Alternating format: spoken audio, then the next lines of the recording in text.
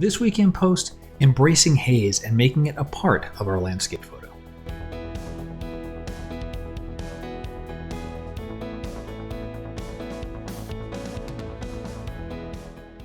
Hey everyone, I'm Scott Davenport. Welcome to In Post. I'm going to dive straight into our topic today, is embracing haze in our photos.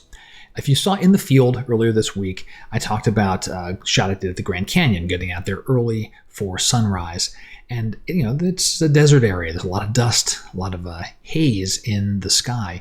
And generally, landscape photographers, we don't like haze too much. Like fog, like mist. Haze, not so much. It really just depends on can you incorporate it into your photo to add mood and ambiance. And that's what I did with this photo at the Grand Canyon. So let's just dive right into Lightroom, take a look at what I got straight out of the camera, and then what I did to just make the haze part of the photo. This is the shot straight out of the camera. You can see this is well after the sun had come up. This is actually the last photo that I took before packing up and heading out from the canyon. So the sun is coming in, from just off camera to the upper left corner, getting a nice sun flare there, or lens flare. I like that. That one doesn't bother me at all. But there's just, an immense amount of haze. You can barely even see some of the different canyons and so forth.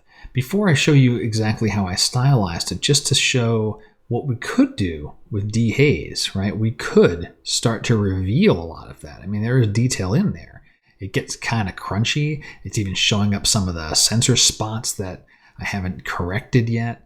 But it's not the good feel for the photo, in my opinion. I actually like the fact that it's bright. These certain areas are just blown out. That's how it was on scene. And I'm just going to go with that and work that into the look of the photo.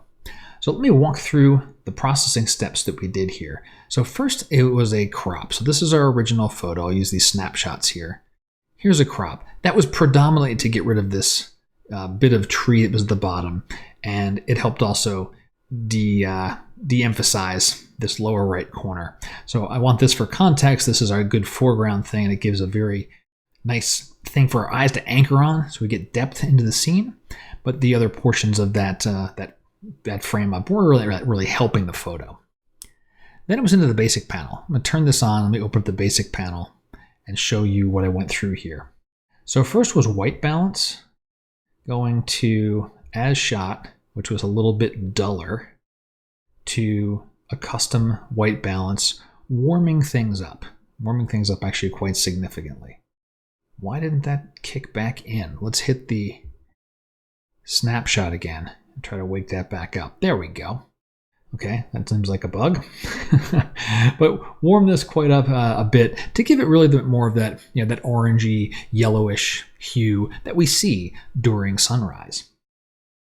Exposure remained the same. Contrast got boosted up some, not a ton. I didn't want to bring in too much of the background there, before, after for the contrast. So we're getting some of those ripples there, actually accentuating some of the sunbeams, getting a bit of the midground and certainly the foreground.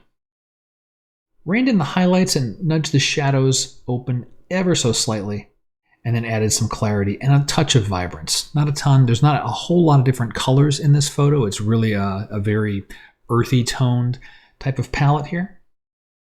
From there, it was to go play with color a little bit more. So hue, saturation, and luminous. Now this is a subtle touch. Let me open up that panel. Just a little more saturation in the oranges and yellows. So this was, grabbing this, picking a spot somewhere out here in the frame. Most of this entire photo is orange and yellow tones, and nudging that up, just add a little bit more in. So before the hue, and then after. And the final touch was to go with the split tone.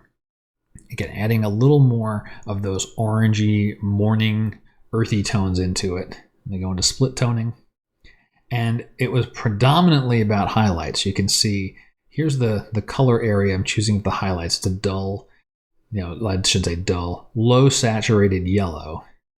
And then in the shadows, doing almost the same thing. So I'm adding a good yellow tone to both the highlights and the shadows, biasing things more toward the highlights. So before and after, we're getting most of this area is really picking up those yellow tones because that's where most of my highlights are.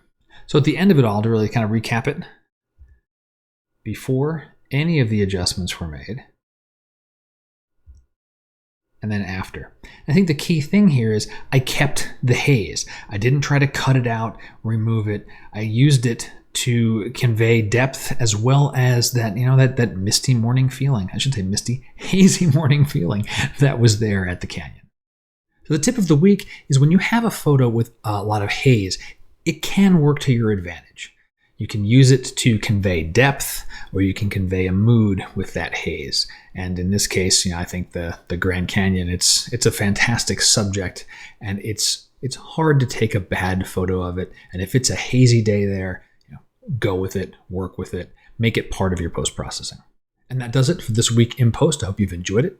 If you did, I would appreciate if you'd share this with a friend, your local camera club, your social circles, whomever you think might get some value out of this. If you've got questions, I'd love to hear from you. Comments on the video are great. You can contact me directly through my website. As I mentioned, I'm gearing up for an in-post Q&A session, so if you got post-processing questions, now's a great time to send them in. And until next time, my name is Scott Davenport, and happy shooting.